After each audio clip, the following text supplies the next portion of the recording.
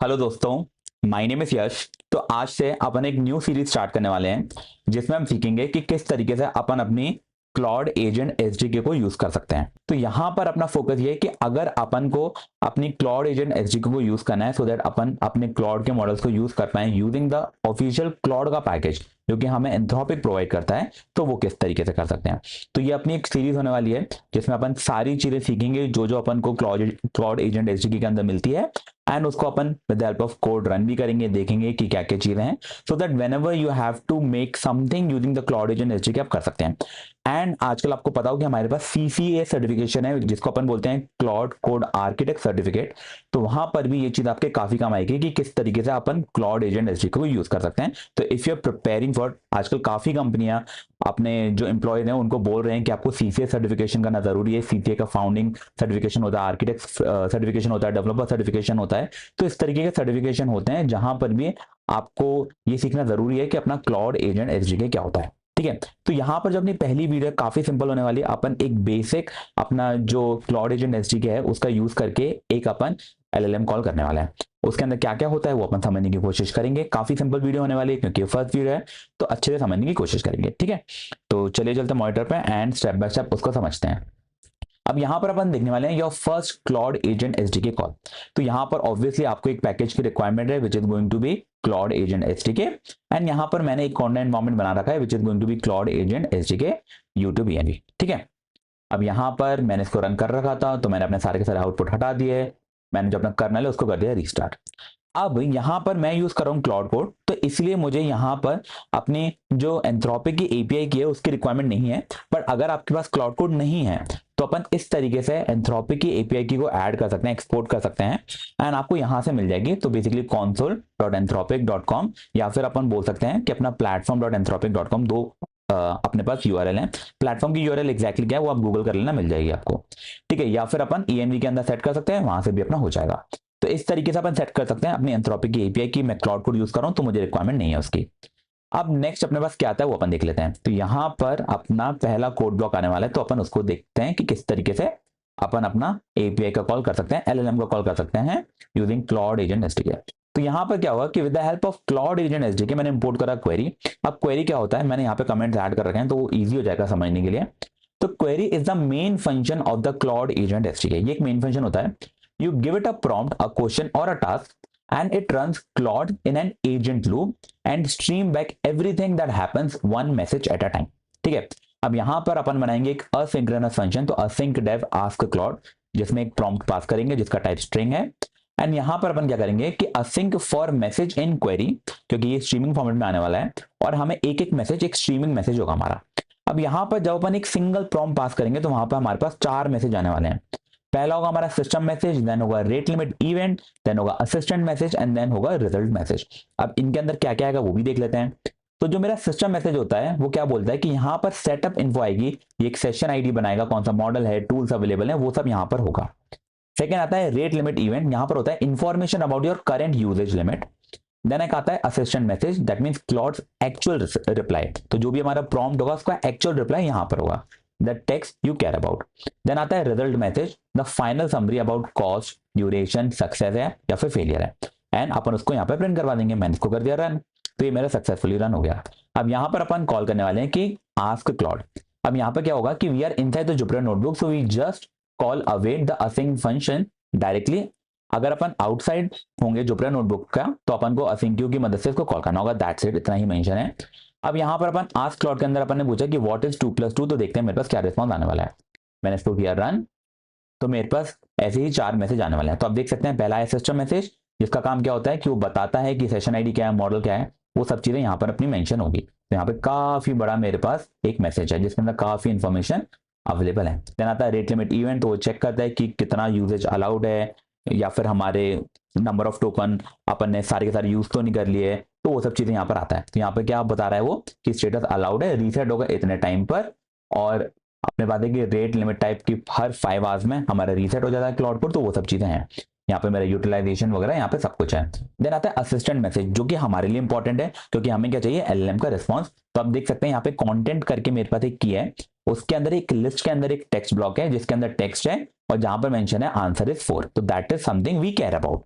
ठीक है। एन आता है एक रिजल्ट मैसेज जिसके अंदर आता है कि ये सक्सेस था, ड्यूरेशन कितना हुआ, एपीआई का टाइम कितना था, इज एरर है कि नहीं, वगैरह वगैरह, सेशन आईडी एंड ऑल। अब यहाँ पर अपन क्या करते हैं, एक छोटा सा कॉम्प्लेक्स अपन क्वेश्चन पूछते हैं, जैसे कि इसी को एक्सटेंड करते हैं कि what is 2 + 2 and take the exponent of 8 and also multiply it with 100। मैंने इसको किया रन, तो देखते हैं मेरे पास क्या आने वाला है। It is gonna take some time, let's wait for it. तो यहाँ पर आए मेरे पास 2 + 2 = 4 एंड देन स्लैशन मतलब 2 लाइन नीचे छोड़ के 8⁻² कितना होता है, तो एक्सपोनेंट हो गया, तो that is 64 and 64 × 100 is 6400। Very good. तो इसने बहुत अच्छे से मुझे आंसर दिया। छोटा सा एक बेसिक सा अलग क्वेश्चन पूछ लेते हैं कि what is Claude agent SDK. ठीक है, सिंपल सा क्वेश्चन है, यहाँ पे कोई मैथमेटिकल ऑपरेशन नहीं है। मैंने इसको किया रन, देखते हैं मेरे पास क्या रिस्पॉन्स आता है इन दिस केस। तो यहाँ पर एक स्ट्रिंग रिस्पॉन्स आएगा, लेट्स वेट फॉर इट। तो यहाँ पर आप देख सकते हैं काफी मैसेजेस आए मेरे पास, अपन सबको देखेंगे कि क्या है इसके अंदर। यहाँ पे थिंकिंग मोड भी आया है, ओके। तो अपन देखते हैं। सिस्टम मैसेज मेरे पास आया कि यहाँ पर आपको पता ही था कि ओवरऑल क्या होने वाला है, सेशन आईडी वगैरह यहाँ पर होगा, रेट लिमिट चेक करा। देन अगेन मेरे पास सिस्टम मैसेज आया कि thinking token. Then assistant message आया, thinking again. Then assistant message आया कि यहाँ पर अपन एक टूल यूज करने वाले हैं which is going to be this, name skill है, क्लॉड एपीआई है, आर्क जाएंगे कि what is Claude agent SDK, model अपन यूज कर रहे हैं क्लॉड सोनेट 5। इस तरीके से यहाँ पे मेरे पास इंफॉर्मेशन आई। इसके बाद आता है मेरे पास अगेन एक सिस्टम मैसेज कि परमिशन डिनाइड। तो यहाँ पर मुझे परमिशन डिनाइड हो गई टूल यूज करने की, यहाँ पे लिखा है कि परमिशन डिनाइड। देन मेरे पास आता है यूजर मैसेज कि tool result block, tool ID this, content execute skill, Claude API is error आ गई ट्रू, यहाँ पर एरर आ गया। देन मेरे पास आया सिस्टम मैसेज थिंकिंग टोकन, ऐसे मेरे पास 4 बार सिस्टम मैसेज आया। देन असिस्टेंट मैसेज आया कि थिंकिंग ब्लॉक, अगेन थिंकिंग, एक सिग्नेचर आया मेरे पास बहुत बड़ा था। देन असिस्टेंट मैसेज में आया text block, the Claude agent SDK is a Anthropic official SDK available for Python and TypeScript Node.js for building autonomous AI agent powered by Claude and जो भी था। फाइनली आता है कि result message subtype success, duration इतना लगा, duration API millisecond आ गया, is error false and number of terms 2 लगे। तो आप देख सकते हैं कि इस तरीके से जो मेरा क्लॉड है वो कितना स्मार्ट इनफ है कि वो ऑटो रीट्राई कर रहा था just to get the correct answer. तो यहाँ पर एक और अपन क्वेश्चन पूछ लेते हैं। यहाँ पर अगेन अपन एक लॉजिकल क्वेश्चन पूछने का ट्राई करते हैं कि मैं एक सिचुएशन प्रोवाइड करता हूं कि there is a family and in which 7 brother has 1 sister each, then how many members in the family we have। ठीक है, तो एक बेसिक सा मैंने क्वेश्चन पूछा है कि अगर एक फैमिली है जिसमें 7 भाई की हर एक की एक बहन है तो कितने मेंबर्स होंगे। ये थोड़ा सा लॉजिकल क्वेश्चन है, आंसर 8 होना चाहिए क्योंकि 7 भाई सबकी एक बहन है तो एक ही बहन होगी। तो अपन देखते हैं यहाँ पे मेरे पास क्या आंसर आने वाला है। तो ये स्टक हो चुका है, I am not sure why it is taking time. एक काम करता हूँ, मैं अपने कर्नल को रीस्टार्ट कर देता हूँ, रीस्टार्ट द कर्नल, देन बोल देता हूँ run all and it is running. I am not sure what is the issue, कुछ क्लॉड कोड की साइड से ही होगा। तो आंसर आता है मेरे पास कि असिस्टेंट मैसेज टेक्स्ट बॉक्स में आया text 7 member total, 7 brothers sharing 1 common sister. Reasoning है मेरे पास, तो all 7 brothers share the same sister, the puzzle doesn't mean each brother has a different sister, so the family consist of 7 boys plus 1 girl is equals to 7 sibling in total, each brother correctly having exactly 1 sister। अच्छा, तो मैंने यहाँ पे लिखा है 7 brother has 1 sister each, तो यहाँ पर आंसर तो 8 होना चाहिए था, यहाँ पे 7 क्यों आया है। ओके, यहाँ पर और भी है 7 boys plus 1 sister is equals to 7 sibling in total, each brother correctly having exactly 1 sister। तो यहाँ पर उसने मुझे टोटल नंबर नहीं दिया है, give me the final count, क्योंकि मुझे फाइनल काउंट चाहिए कि कितना होने वाला है। यहाँ पे 8 होना चाहिए और यहाँ पर मुझे पास 7 सिबलिंग आया था। Let's see, it is taking some time, thinking. Assistant message आया, this is a classic shared sibling riddle, the key trick is that 7 brother not direct अपन आंसर देखते हैं। तो आंसर आ गया कि total sibling is equals to 8। That means यहाँ पे वो करेक्ट आंसर दे पा रहा है। और अपन बोल सकते हैं कि give me the final count and don't give me the explanation